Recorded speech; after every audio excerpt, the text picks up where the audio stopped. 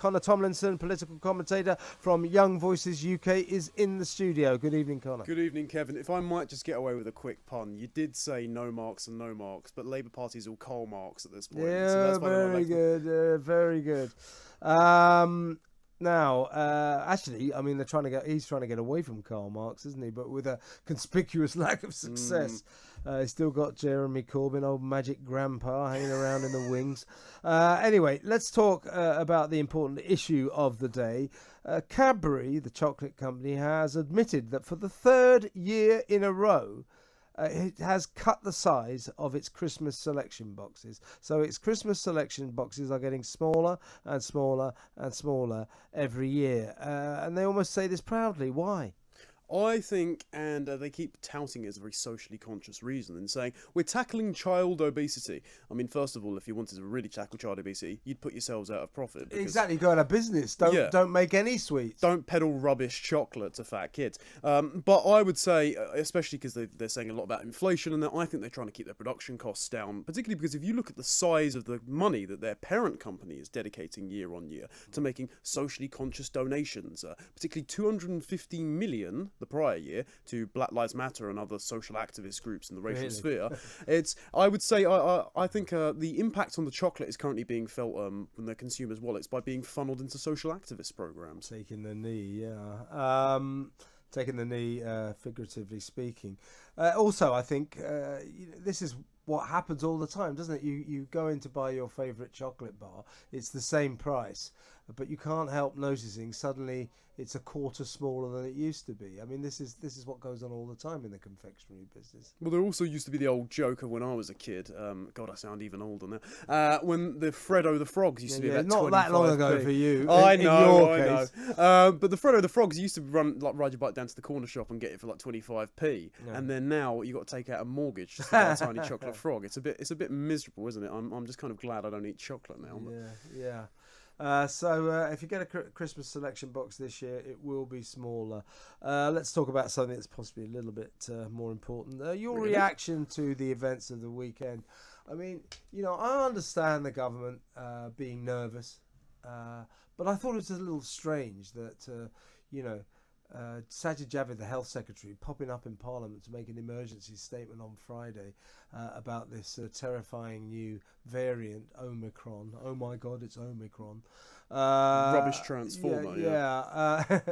And it was at that point, it was in South Africa and it hadn't even arrived here. And yet there he was making this warning declaration to Parliament and indeed basically setting the company into a state of panic. Bit odd. Well, I think it's also rather stupid for them to do this, and I think it's a little bit of irony that if you rearrange the letters of Omicron, it spells out moronic. It's wonderful that someone pointed that out on Twitter, and I got to steal that one. I think it speaks to sort of a countrywide Stockholm Syndrome that we all got, that as soon as the announcement was dropped on Saturday night now? It feels like a millennia ago. That Boris is going to host a press conference. We all held our breaths thinking we're going to be locked in our homes again. We all breathed a sigh of relief when he decided to not tyrannise us. And it's almost like we're being thanked for not being brutalised as a people and having our civil liberties taken away. We shouldn't be thankful for Boris that he didn't clamp down these restrictions on us, or that they even overreacted with the masks and that.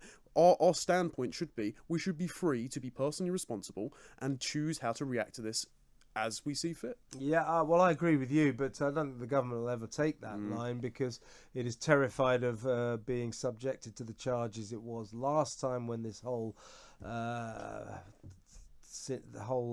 crisis started. When was that? Like last March 2020, yeah. So March 2020, when it was accused of not moving fast enough.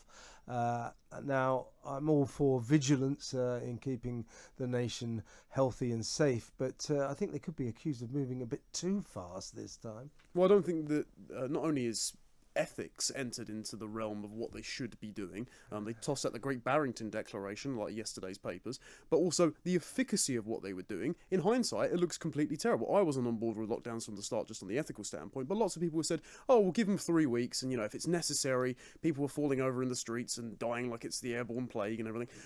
It turns out that places like Florida, for example, if we look at that at the moment, Florida never ever locked down. They've currently mandated against mandatory masks and vaccines. They've doubled down on this in the face case of Omicron, and instead they've allowed treatments like monoclonal antibodies, and they've got such success at the moment.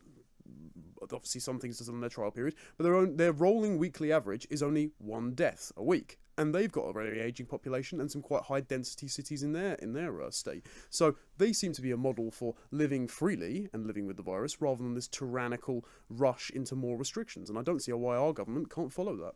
Well, hopefully they're not thinking about lockdowns again, because as I keep saying, if they are thinking about another lockdown, they might like to think or conclude the natural conclusion, which is, hang on, we've had 4 previous major lockdowns. If we're thinking about having another one, by definition, that means those previous 4 didn't work. Yeah, well, it's doing this. What is the definition of insanity? Doing the same thing over and over Einstein again. said, yeah. Well, this is the frustrating thing about when I was on Twitter, and I think it was Jess Phillips that just said, "Oh, it's just a mask. Put up with it."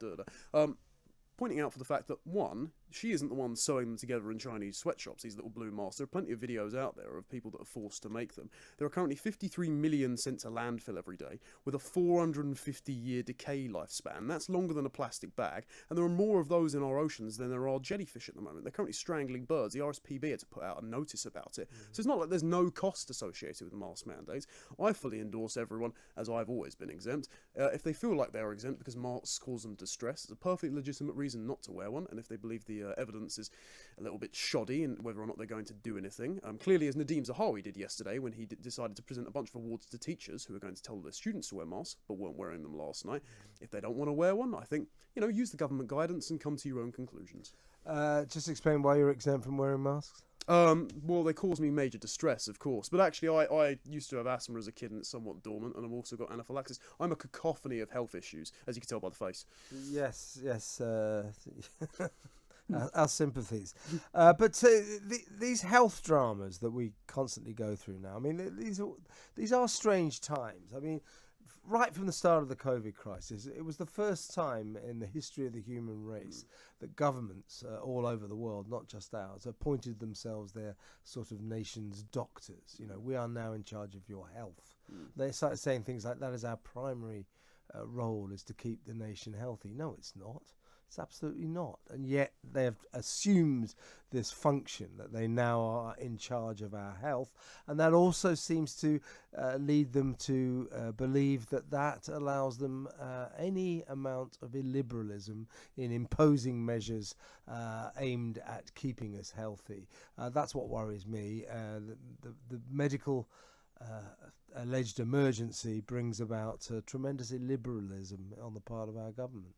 Well, there's this little phenomena in psychology called the Parasite stress hypothesis. And basically, a bunch of researchers looked at a bunch of countries with high infectious disease rates and places where they didn't have as much sanitation, like running water and that. And they said, oh, it's really funny. Actually, the more disease there is, it correlates with more authoritarian governments. So they're trying to force people to act in a socially conforming manner to reduce the spread. We saw it in like Nicaragua and when they were fighting over vaccines with the insurgency in Brazil, unfortunately in 1940s Germany. And now we're seeing it cross continents. As soon as a virus breaks out, a strain of authoritarianism was also broken out. Now, Britain used to be safeguard against this kind of stuff because our relationship between the citizen and the state was the state respects your rights and watches over them and doesn't tread all over them. Meanwhile, as soon as COVID comes along, it's been completely inverted. They've got this utilitarian idea of it's the greatest good for the greatest number. We're in charge of what the greatest good is, and we can appoint the population as the greatest number. So if you've got to be locked in your homes and suffer a little bit of misery, if people got to wait on the NHS waiting list, that's fine. It's all in the good of the public health and the health of the NHS, and that is fundamentally wrong. I agree. And the Swedish model, the Swedes remain the elephant in the room. What the Swedish government did was it trusted its people. It said, be sensible, take proper measures. We're not going to lock you down. We're leaving it to you. Guess what? They're in a better state than we are now. So the locking down, draconian imposition of diktats, rules, regulations, not perhaps the way forward. Fairly soon, hopefully, our government will join Sweden by telling us it's down to us, because it is personal responsibility for your own health and the community's health. That's what I would like to see, but I don't think we're going to be seeing it anytime soon.